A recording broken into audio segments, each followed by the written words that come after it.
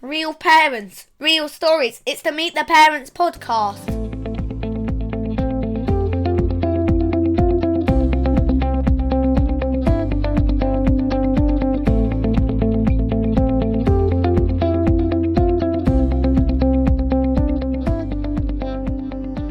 Welcome to episode 16 of the Meet the Parents podcast, bringing you another half an hour of parenting chat from some of the UK's best mum and dad bloggers.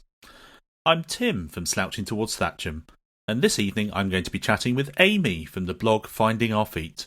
Good evening, Amie. Hello. Good evening, Tim. So in this week's episode we're going to discuss the trials and tribulations of being a working parent. Now, there are no two ways about it. Parenting is tough. Being a stay-at-home parent is tough. Working from home as a freelancer while trying to juggle your kids' needs is tough. And working in traditional employment is tough as well.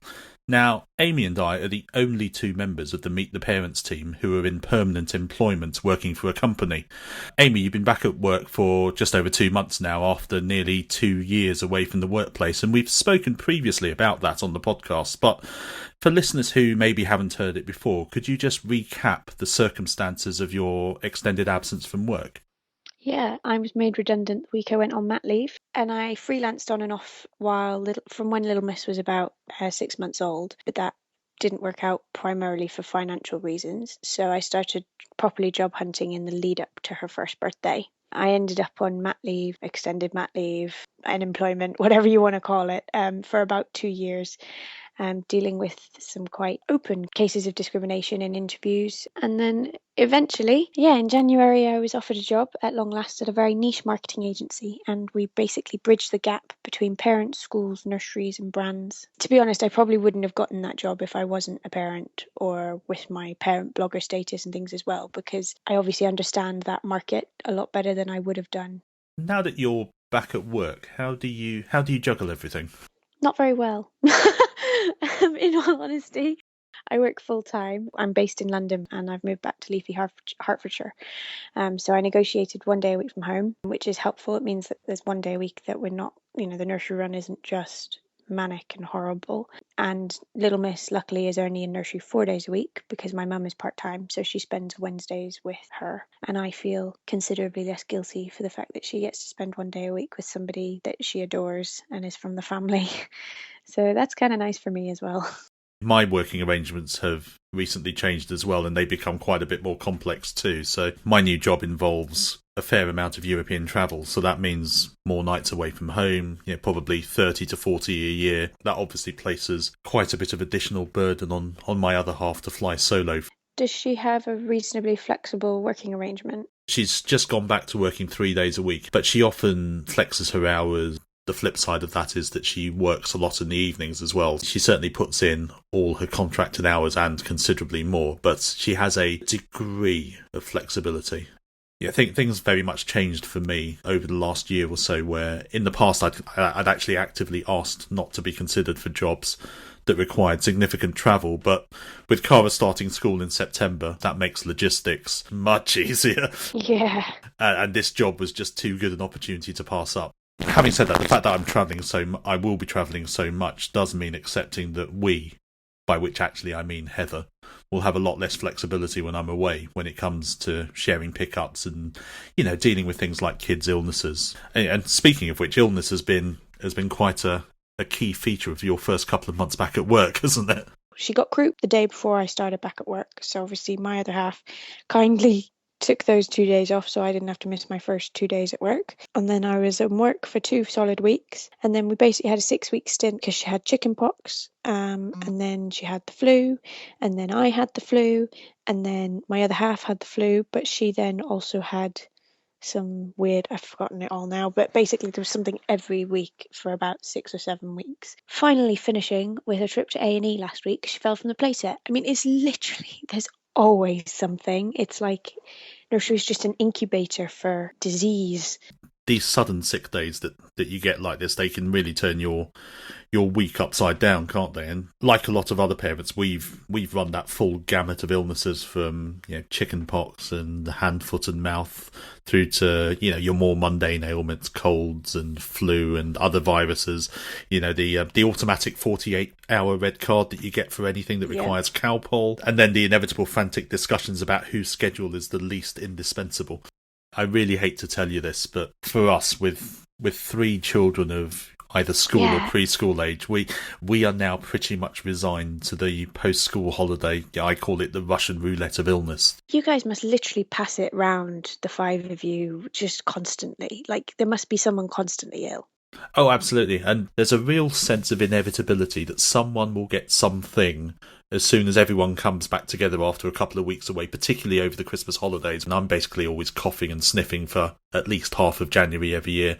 I have to say I've been very lucky that my new employer have been so flexible and understanding.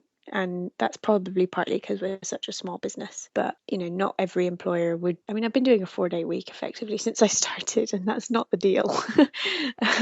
So, yeah, been very lucky. And like you say, it's really important, isn't it, to have, an understanding boss or a company or a partner when you're trying to juggle work around illnesses and those random trips to A&E, like you've just said. I've been quite lucky in that I've always had bosses who have encouraged flexibility. In fact, my new boss is a mum with boys aged 4 and 1. So, between us, we've got a pretty good understanding of how our schedules have to bend to the demands of our children. Now as a working dad, if I say that I need to leave the office at 2:30 to go and see one of my kids' nativity plays or to attend a parents' evening or something like that, nobody even bats an eyelid. As a parent, that it's understood that that's something you do, and as a professional person, you know that you're going to make up the time and put in the effort elsewhere. Having said that, I work for I think a fairly progressive company. Heather also works for a similarly large global company, but she's struggled a little bit at times. She works for a software company, and at times in the past she's had client-facing leadership roles, and the problem with those is that customers tend to be not as respectful of flexible working as internal colleagues are. So, as has happened to her in the past, when you're working, say, Tuesday to Thursday, but the customer phones up on a Friday morning demanding something, you can't really say no and leave it until Tuesday when the buck effectively stops with you. Yeah, this is where I think there needs to be a bit of a shift. It's about quantity of work, and it needs to shift to be about your quality of work. With Heather's example there, whereas if you're in the office Tuesday till Thursday, but you've got kids on Friday, you as a parent also then need to be a bit more flexible, that you need to be willing to take calls perhaps on your days off. Is that fair? I don't know. But then if you're expecting your business to be flexible, we have to kind of give a little bit as well. We've been talking about the need to leave the office at a given time to ensure that we don't miss things like parents' evenings and so on, or to maybe to ensure having a little bit of quality time with our children in the evening before they go to bed. But sometimes the fates conspire against us, don't they? I mean, I've accumulated plenty of examples over the years of unexpected delays that have caused everything from relatively minor inconveniences to fairly major stress. I can remember one particular example of being on my way home from having been in Brussels for 3 nights when a sudden air traffic control strike meant that I had to scramble across the city to catch the last Eurostar of the evening. So having promised the kids that I'd be home at about 7 o'clock in time to put them to bed, I got back that night at 1 a.m. Oh, God. And then there was the great snowstorm of December 2009. Sounds dramatic. We had a sudden heavy snowfall on ungritted roads that brought basically everything around us to a grinding halt. And I ended up essentially leaving the office, covering 1.5 miles in 3 hours before giving up and returning to the office for the night. Oh my God. And then Heather, who was 37 weeks pregnant with Toby at the time, she was visiting a friend in Henley and she was stranded. So at the time we had poor Isaac, who was not quite 2, stuck at nursery with neither parent able to get to him, and even with local friends unable to get up what's quite a steep hill to get to the nursery. And in the end, oh my God, the nursery owner had to borrow her husband's Range Rover and a car seat from a neighbour and take Isaac to a friend's house where he stayed the night until we were able to get to him the following morning. Oh my God, bless him. And of course he was absolutely fine, which was a lot more than could be said for his parents. Yeah, as you're in bits. But it's the same even with public transport, isn't it? I mean, you have to get the train. Do you find that the dash to catch the train at a certain time in the evening and the uncertainty that you have over delays and cancellations, does that make the end of your working day and your evenings as well that much more stressful? Yeah, I mean, the evenings are a bit stressful anyway because my contracted hours are 9 till 6, and I kind of negotiated that I basically take my lunch break 5 till 6. And that's purely because if I left at 6, I wouldn't get to see my daughter in the evenings. She'd be kind of on her way to bed. So that's stressful anyway because I end up feeling as though, they're all there till 6. And then, yeah, I'm kind of aiming for the 5:40 train. And there has been a few times where I will have left at 5:15, 5:20, and I'm not home till gone 8, and it's a 28-minute train. It's just as soon as something goes wrong, you're stranded, and there isn't another train line out to where I live. So it's kind of that one or nothing. Yeah, and that's the thing, isn't it? And if you have a delay or a train gets cancelled, it might delay your trip home by let's call it an hour. In the greater scheme of things, that's a minor inconvenience, but to you as a parent, that's the difference between having a little bit of time with little miss before bedtime and having no time at all, isn't it? Yeah, and like that week, the other week with the trains, basically something happened and it delayed the trains for like 3 days, which meant that there was actually 3 nights on the trot that I didn't see my daughter. And then you really start to feel like the guilt and the resentment start to set in. I love working, and I wouldn't consider myself stay-at-home mum material for many reasons, but you do start to feel a bit like, am I doing the right thing here?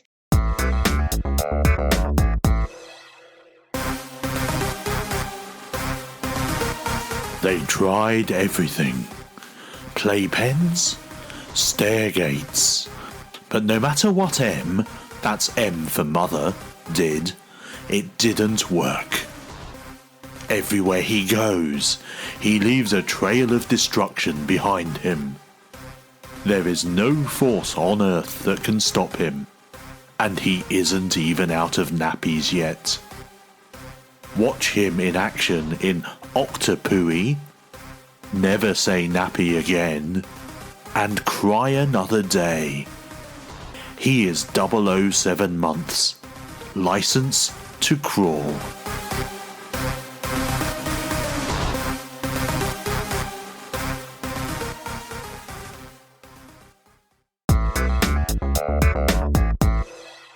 Let's change tack for a minute and Yes. talk about an event that you attended just last weekend, in fact, Mumsnet's Workfest. So tell us what that's all about. It is a conference that Mumsnet runs, basically celebrating and encouraging women in or trying to return to work or trying to change careers in some way. I'd say the majority of the women there are mums. It is run by Mumsnet, but there was talks from everything from the opening panel had Joe Wiley on it, and Karen somebody or other whose name I forget, who's like the CEO of Mediacom, and kind of powerful women in work, basically telling their stories and their experiences of flexible working, of balancing work-life balance. And then there's also things like LinkedIn masterclasses. You got a free coaching session, and you could choose from a multitude of coaches on all different kinds of problems, from what do I wear for my first day back at work after a year on mat leave, to balancing work life, to freelance coaching. It had everything. So yeah, really interesting day, surrounded by some really inspiring people, inspiring talks. And this was the first time you'd been to this event, wasn't it? It was. I'd never heard of it. Mumsnet contacted me and asked me to write an article to help launch the event back in February. So I wrote about that to help them kind of leverage the event. And yeah, they gave me a ticket to say thank you. But I was really thrilled. Like, it was a brilliant day. From the sounds of it, it sounds like something that you would definitely recommend to others. Completely. If you are looking at a career change, if you're not happy in your current job, but you don't know what to try and do differently, whether that's how do I go about asking for flexible working, should I go freelance, complete change in industry, if you've had a career break, if like me, you've been struggling to get back into the workforce. And I met some really interesting people, networking wise, it was great. The founder of Digital Mums was there. So 100% would recommend. Yeah, it sounds really interesting. So in an unrelated but tangentially related vein, I spotted that you're reading a new book. So tell us a little bit about that one as well. I've become mildly obsessed with this book. It's on my knee right now. It's called Unfinished Business by Anne Marie Slaughter. I cannot recommend this book enough. It is amazing. The The little recommendation line on the front reads, "Revolutionary. Anne-Marie Slaughter has written the instruction manual for our next cultural transformation." Anne-Marie Slaughter was an academic in international foreign policy and ended up part of Obama's party in his first term under Hillary Clinton. And she ended up giving up her seat because her teenage son back at home, who was a 2-hour commute away, needed her more.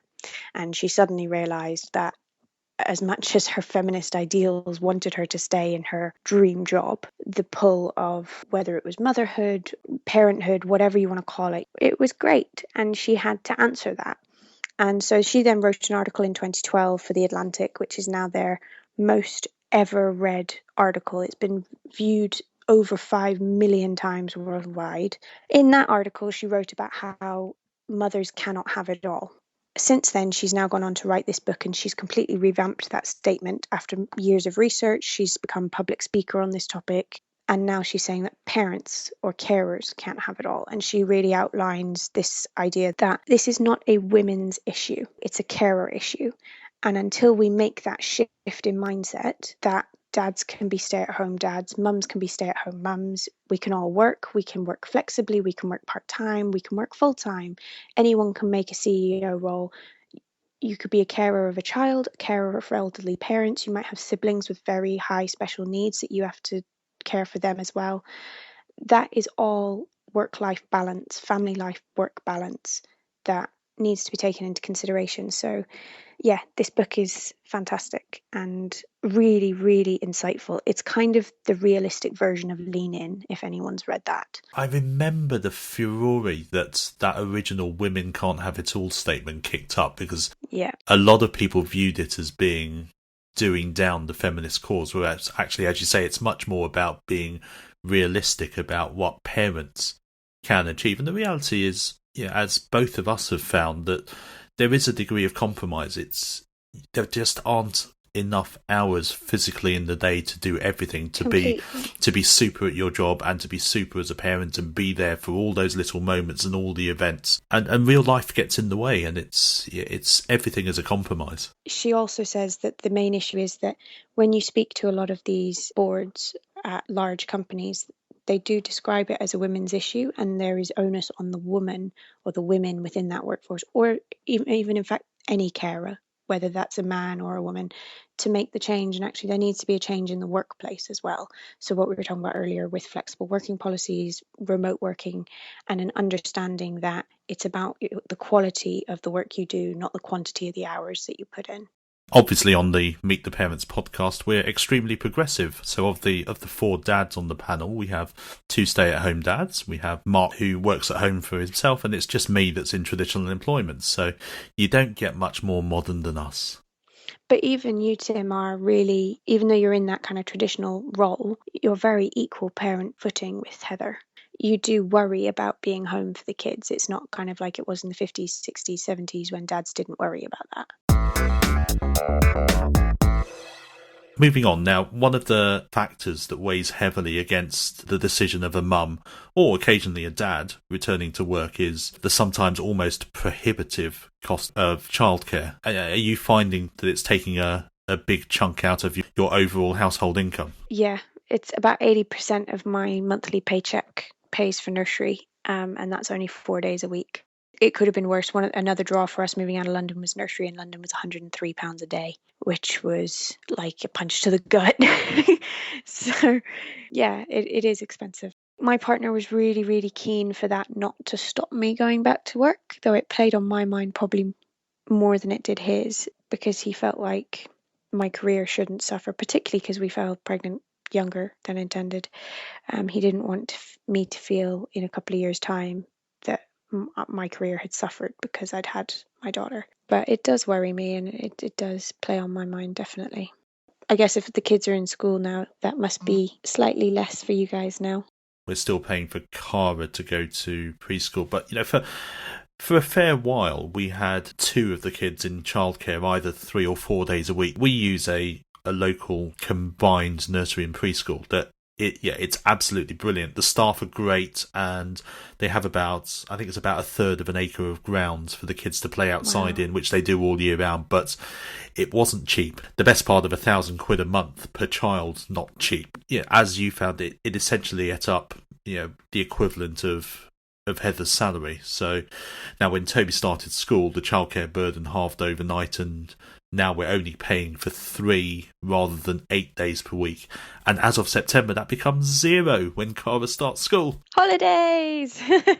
You made a note about, it's very easy for us, and I've fallen into this trap as well, to equate the cost of childcare with the mother's salary, whereas actually it should be viewed in the context of a much bigger picture, isn't it? It's not purely a mother's decision, the mother's salary. It's about the combined parental effort, isn't it? It is. And this goes back to, is it a women's issue or a carer issue? And obviously as parents, whether you're male or female, or 2 males or 2 females, as parents you are a team and everything should be viewed as such. And that is changing slowly. It is changing, but as you say, it is changing perhaps not as fast as it might do. Yeah, I mean, there was never any. I mean, my situation was slightly different because obviously I got made redundant. So my partner wasn't about to take shared parental leave when I didn't have a job. I mean, but there was never any question that either my partner would stay in work and I would stay off work, or that my partner would stay in work and I would go back to work. Like, it was never kind of, nobody ever suggested that he wouldn't do that, and I wouldn't have expected him to if he didn't want to. But even us in our 20s, people kind of, I think, would have found it odd if he'd stayed off work. These attitudes take a while to change, don't they? They do. And you can see with our friends, I'm actually really proud of my partner for how much he does around the house, and also extremely grateful.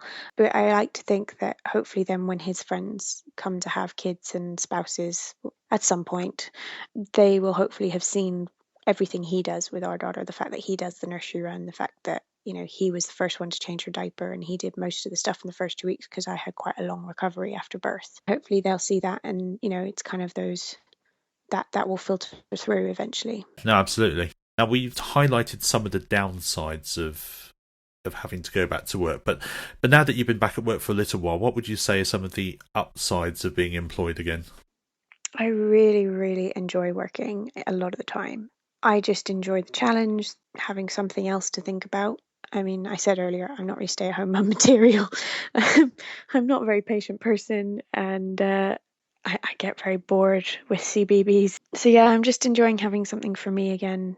To be honest as well, I feel as though being on equal footing with my partner, the fact that I have a salary, I can contribute to the bills, and I feel as though we are equals again. I did struggle with that when I was unemployed. I felt very much as though I wasn't the person he'd originally fallen for, and a big part of my identity had kind of been taken away, which I feel like I've got that back now.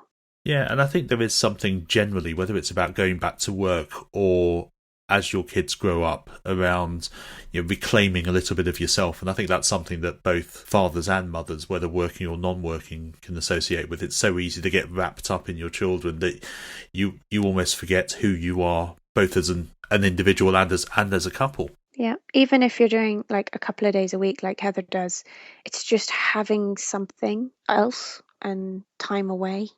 Yeah, and she's very much like you in the respect that she loves being around the kids, but she also loves being able to spend half the week focusing on work, being productive, feeling that she's contributing something. I think for me as well, it's the fact that I went to university. I have a brain. I want to use it and I want to use my skills. But also, and I'm sure Heather probably feels this with your kids, I want to set an example that I am an equal to her dad, and that whether that's intellectually or whatever, I want her to, because I feel, especially because she's a girl and I'm a girl, I'm the role model there, and I want her to believe that she can be a man's equal. So do what I do, or do what I say. You know what I'm trying to say?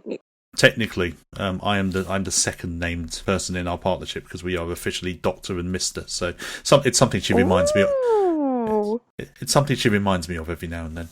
Is there anything that you're finding particularly challenging now that you're back at work? I mean, we talked about challenge around travel and work arrangements, but is there anything else that you're finding particularly difficult? The lack of time is just really hard. Lack of time with little miss, lack of time for me and my partner, lack of time for just me. really struggling, to be honest. I think we're kind of in survival mode at the moment, and we just keep hoping that will start to shift as we get more into a groove. But that's hard to do whenever somebody's ill every week. Yeah, sometimes that corner can seem like a very long way away, can't it? Yeah. Yeah, I think it's similar for me. I think the biggest challenge, and I guess we've alluded to this a little bit already, is it's trying to fit in everything, between work and family commitments, and realising that actually you can't always do everything. And as we were saying earlier, if you don't see stuff or do stuff with your kids today, you don't get that second chance in the future, because the next time these things roll around, they will be a year older and things will be different. But yeah, it's a real challenge trying to fit in 3 sets of parents' evenings, 3 sets of nativity plays, end of year assemblies. But I do dread the day when I end up being away and missing one of the kids' birthdays because of work. And so we talked about kind of some of the stresses that work creates, and the impact that has on you. Going back to Workfest, you were given quite an interesting exercise to do, weren't you? I was, yeah. So I mentioned that you got a free coaching session, and I kind of went along on a whim. I didn't really know what I was going to talk about. As it turns out, it was perfect, because I just kind of sat. You had 20 minutes, and for the first 5 minutes, it just kind of all came spilling out how much we're struggling with this work-life balance at the moment. And she gave me the exercise for us to sit down together, and you make 5 lists each. The first is for home, and it's what does the home need in any given week. So that can be anything from 7 loads of laundry, cleaning, cooking, pay the bills, mow the lawn, and then the next list is what are your individual needs within any 1 week. The third is your partner's needs. So what do you think your partner's needs are in a week? And then you have a list per child as well. The 5th list is the list of the family needs, whether that's family time, whether that's downtime, whether that's time with the grandparents, whatever. So then you come together and you compile these lists into one master list per topic, and then you start to compartmentalize, divide and conquer, assign them to different people if that's what needs to be. So like obviously in your case, the washing up after dinner, for example, Tim, could become one of the kids on a rota. They kind of have to help, and then that's one less thing for the parents to have to think about. That frees up time for you to then go and take the bins out, whatever it is you need to do. But obviously then once you've kind of siloed out the home stuff, then you can start to free up the time for all the other stuff, whether that's date night, whether that's story time with the kids, quality time. It definitely sparked heated discussion between my partner and I. I don't know how helpful it was, but it was helpful. But we anticipated each other's needs really well, but our needs for the home and our daughter were a little bit different, which obviously then you get into a bit of a debate about, well, what's the priorities and stuff. But it was good to kind of get it out there, and obviously now we have our list for home on our kitchen bulletin board, so that then they're kind of, you hopefully nothing will get forgotten. But certainly just starts to make it feel more ordered. It was quite overwhelming seeing an A4 sheet of paper with things just for the house on, but at least if you know about the things that are needed, you can deal with them. Yeah, and you make a really interesting point, which is that it's not always necessarily the amount of stress or the number of priorities that cause the issues and the friction. It's where the perceptions between the two of you are slightly different that the trouble often arises. And I'm sure for some people it might be that you perceive your partner's needs incorrectly. We were lucky that actually we made our lists for the other person longer than we made our own, which made us both feel quite nice that we thought the other person was kind of thinking of us more. It was definitely interesting to see where our priorities lay in terms of the house. And obviously then that's how you can start to divide and conquer as well, because if they're different priorities, well then you take those ones and I'll take these ones. And one final question. I won't ask you whether you've got any regrets about going back to work, because there are always pros and cons, aren't there, around any decision that you make. But on balance, are you happy that you've made the right decision going back to work? Yeah, I am. Definitely. It was never a question whether or not it was the right decision. It was more of a question of, should I be part-time? Should I be full-time? Should I be freelance? But at the moment, no, it's working. Just about. Finally, segueing neatly into this final bit, you've previously mentioned the new series that you're doing on your blog, Parents at Work. Yes. So that highlights some of the challenges that parents face at work after having had children. So How's that going so far? Really well. So I do different interviews every month.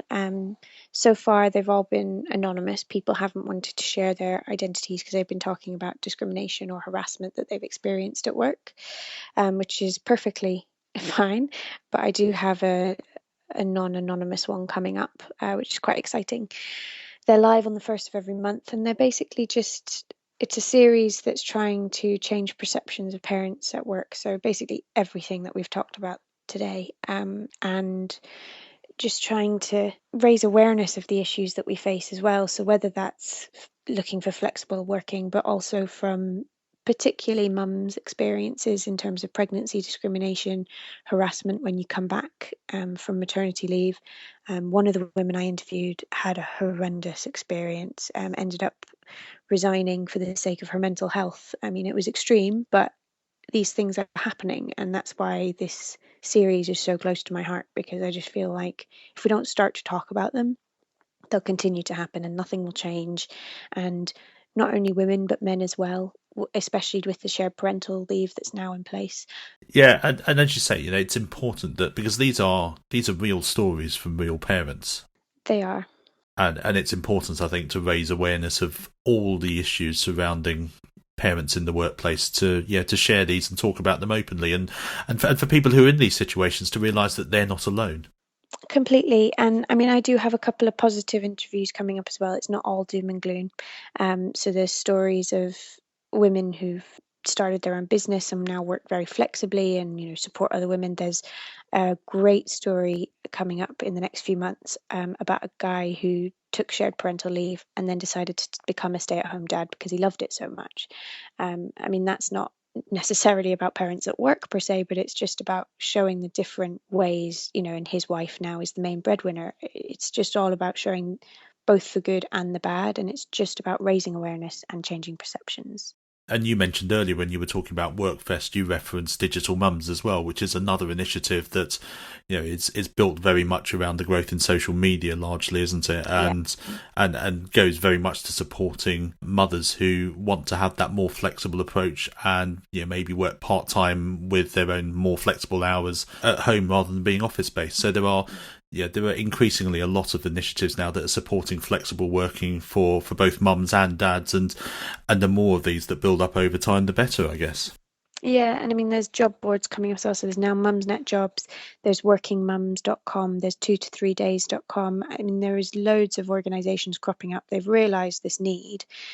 The final piece of the puzzle is for the employers to slot into place now and to really start to click. And also for it not to be a women's issue, as I said earlier, it needs to become a workplace issue and a carer issue, as opposed to always thinking, and that's the only problem I have with things like Mumsnet Jobs and workingmums.com. It should be all about flexible working and things, as opposed to it always being centred around the mum. I would thoroughly recommend reading the Parents at Work series over on Amy's blog, which is findingourfeet.co.uk. And there you have it. That's the Meet the Parents guide to the ups and downs of being a working parent. Just as with being a stay-at-home parent or a freelancer, it's not a perfect situation by any means, but most of us find a way to cope somehow, as difficult and infuriating as that can be sometimes. So before we go, other than trips to A&D, what else has been happening with you recently, Amy?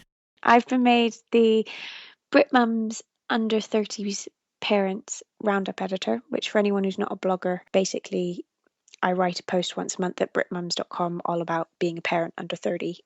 Feature a bunch of other bloggers who are under 30 as well. My first post went live on the Saturday, just gone. So yeah, very excited, actually, really, really sadly excited. Definitely a bit of a victory dance was done on Saturday at Workfest in my mind. So yeah, very excited. How about you? We've just come off the back of an interesting weekend with Heather being away for 3 nights in Barcelona with a group of friends. So other than a week-long work trip last year, which doesn't really count, I can count the number of child-free nights she's spent away from all the kids on the fingers of, well, one finger. Wow. So when the opportunity for her to go on this trip came up, I was absolutely all for her going and actually going out and having some fun unencumbered by kids. It was interesting for me as well. I'm quite used to looking after the kids, so it's not actually that big a deal to me. And to be fair, I also had my parents staying for the weekend. But yeah, the kids didn't cope that well at first because they're used to me being away, but they're not used to Heather being away. So the first night she was absent, we had tears and none of them could get to sleep. Aww. But Isaac, despite being the most upset of the three of them, he was brilliant as a big brother. He wiped his tears away. He tucked Cara into bed. And he did everything he could to soothe her, and I think I really like that. He's going to make a great dad one day, I think. Oh, you're making me all emotional. So on that note, that's it for this episode of the Meet the Parents podcast. We'll be back again next week, but in the meantime, here's where you can find us online. I am findingourfeet.co.uk and Instagram and Twitter at findingourfeet. And I am at slouchingtowardsthatcham.com, and I'm on Twitter at ThatchamDad. So you can download this podcast on iTunes and on Android devices, on our website at meettheparentspodcast.com, and via a variety of podcasting apps. And do please give us a follow on Twitter at ParentsPodcast, and Facebook at facebook.com/meettheparentspodcast. So thank you very much for listening, and do please join us again next week. Good night.